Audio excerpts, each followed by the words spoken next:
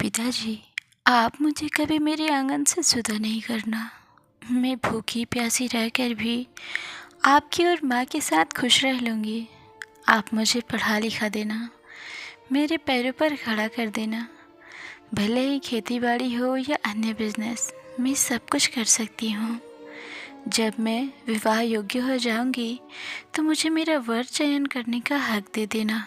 और हाँ, इस बार ब्याह कर मैं दिल्ली पार नहीं जाऊंगी, बल्कि इसी आंगन में मुस्कुराऊंगी।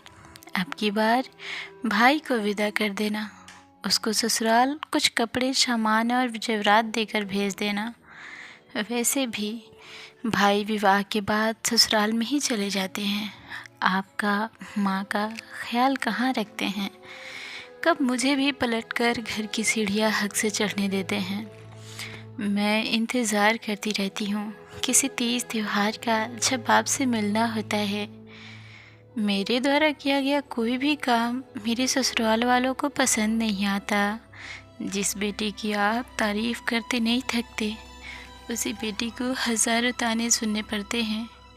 ढेर सारा काम करने के पश्चात 2 वक्त की रोटी नसीब होती है, और कभी कभी तो काम नहीं करने पर या छोटी छोटी बातों पर मुझे ससुराल में पति से मार भी पड़ती है। पिताजी, आपने मुझ पर कभी हाथ नहीं उठाया, नहीं माँ को मुझ में कोई कमी नज़र आई। आज अचानक इतनी बड़ी होने पर और इतना ज़्यादा काम करने पर भी मुझे मारा पीटा जाता है। मैं किसी से कह भी नहीं पाती, खुलकर रो भी नहीं पाती। बड़ी दुविधा में हूँ। वर्षों हो गए मुझ पर अत्याचार करते करते। अगर अपने घर में नहीं रख सकते तो अब कोई माता पिता बेटी को जन्म मत देना। 30 वर्ष तक एक घर, उसके बाद दूसरे घर को अब नहीं स्वीकार करूँगी। आपने ज़्यादा जिद की तो मैं अजन्म विवाह नहीं करूँगी। धर्म और परंपराएं मनुष्य ने बनाई है, ईश्वर ने सबको एक जैसा बनाया है। आज हमारे रहने सहने के ढंग पहले जैसे नहीं हैं।